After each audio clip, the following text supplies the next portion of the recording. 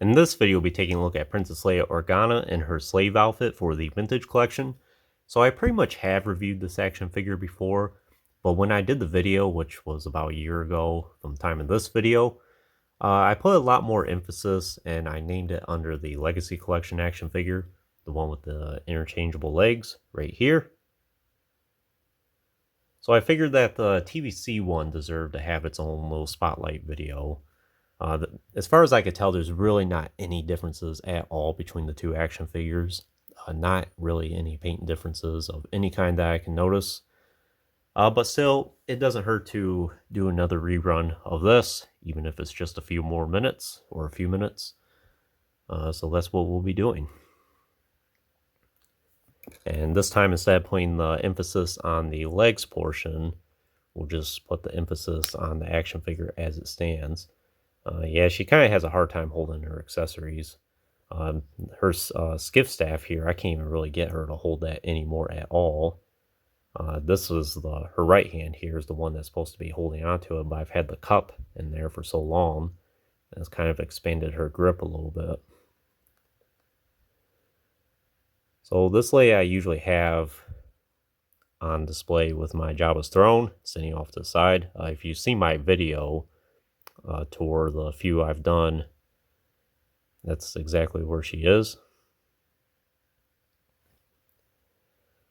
So personally, I'm a big fan of this action figure. I know a lot of people like to criticize it and say it doesn't really look like Leia or it's kind of a sloppy action figure. But I think it's pretty good for what it is. It's not, obviously, it's not the closest looking Carrie Fisher likeness we've ever gotten. But it's not bad at all. I think they did a very nice job with the paintwork on this action figure, especially among the eyebrows and the eyes and lips and nose and everything looks pretty good. Nothing's really sloppy on it. Hair sculpt is really nice as well. She has that pulled back hair. They even sculpted the earrings in, which is pretty neat. She does have the bun back here with the two clasps.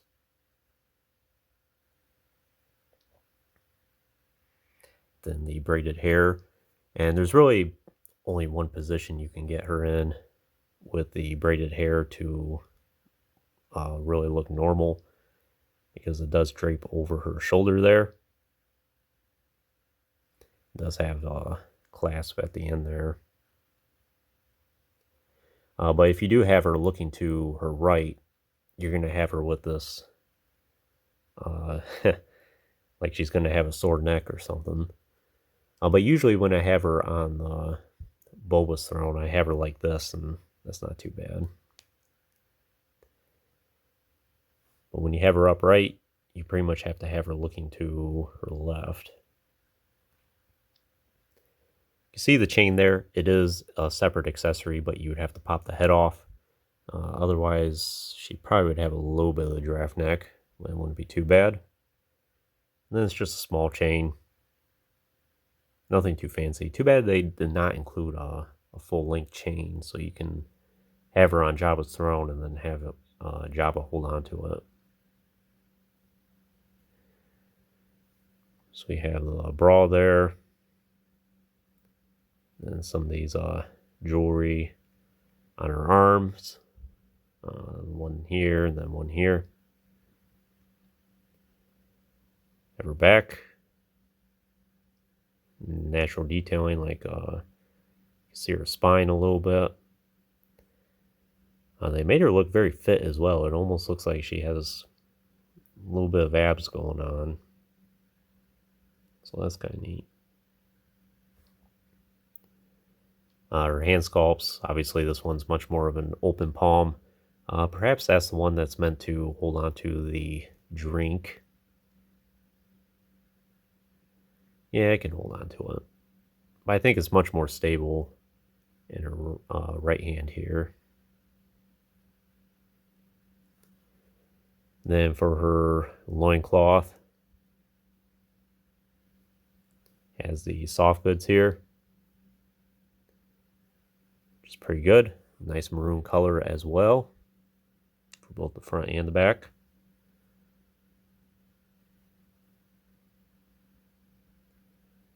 And we have her boots. Unfortunately, they did not paint the joint for her ankle articulation. You can see it's still a flesh color. I'm sure if Hasbro did do a repack of this, they would fill that in, because that's something that a lot of the first versions of TVC figures usually suffer from, is sometimes they don't paint the joints. But then when they go back and do the re-releases, Hasbro is usually pretty good about filling that in. In terms of her articulation, she does have a ball joint at the head, which is a pretty good range of motion, even with the neck brace and the chain there, or the collar. Hinged shoulders, elbows, swivel wrists, joint at her abdomen there, or a mid-torso joint, which is pretty good. I guess technically she has a swivel waist, because this is the same action figure as the Legacy Collection one. You could split her in half and then put her on the legs. But for this action figure, it wasn't quite as easy for me to do as it was for the Legacy one. So perhaps Hasbro made it a little bit more difficult, because it's not really meant to do that. But she does have swivel hips, and hinged knees, and hinged ankles. It's a pretty good articulation. I did mention in my previous video of the Power of the Force figure that with all the articulation points, it's not quite as aesthetically, or it doesn't look as aesthetically good usually, but it's not too bad. I think Hasbro did about the best they can do to make everything blend in. So in terms of her accessories, she does have, of course, the collar and the chain, the skiff staff here. Nothing much I could really say about this. I've showed this on the channel so many times before. It's pretty much the same exact thing, but it is a little bit more matching for her color scheme. And then of course this was this chalice or chastis or something like that. It's her drinking cup. This is the one that Jabba basically forces her to drink from while they're on the sail barge there.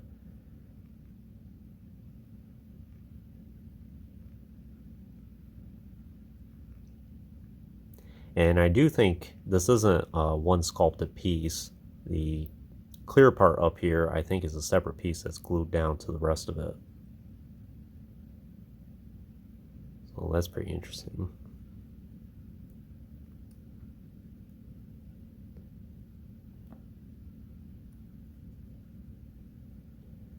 You can give her some nice poses.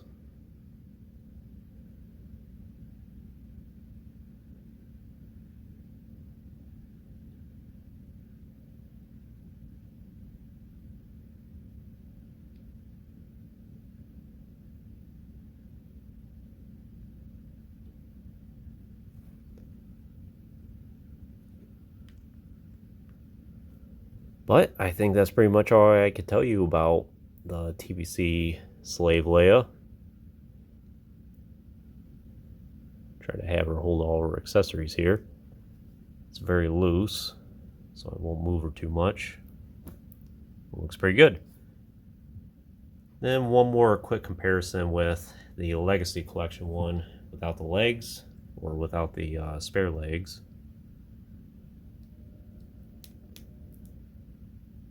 Let's see here.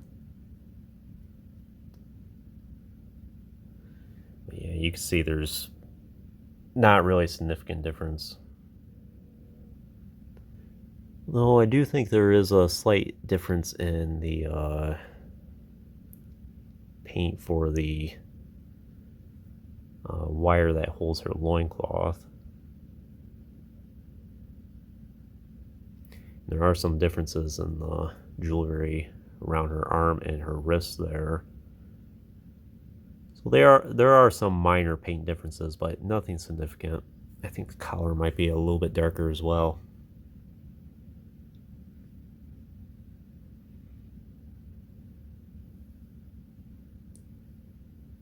Boots may be just ever so slightly darker. Interesting.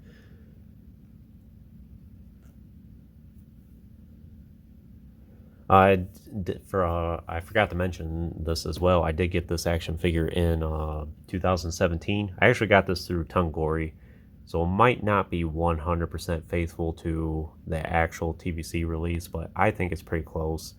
I don't notice anything that's off about this one at all, really. And it was during the time when Tungori had a whole bunch of these and no one was really buying them. In fact, I got this action figure for, I think, about $8. And to think people now are paying like a couple $100 for this brand new in the card. I think loose it usually goes for much less, but it is what it is. But would I recommend the Slave Leia for your collection? I would. It's a pretty good action figure. I would not pay an outstanding price for it. If you really want a Slave Leia and you're on a budget, this is probably a good alternative for you from the Power of the Force days. You might get lucky and find the Legacy Collection one, but that one seems to be pretty expensive in recent years as well. But yeah, they're all pretty good action figures. If you can find one for a good price, highly recommended. But anyways, that concludes this review. I hope you enjoyed it. Stay tuned for plenty more reviews in the future. There will always be more to come. If you haven't already, please like the video and subscribe to the channel. I always appreciate all your support. And check out some links in the description if you haven't done so already. And as always, thanks for watching.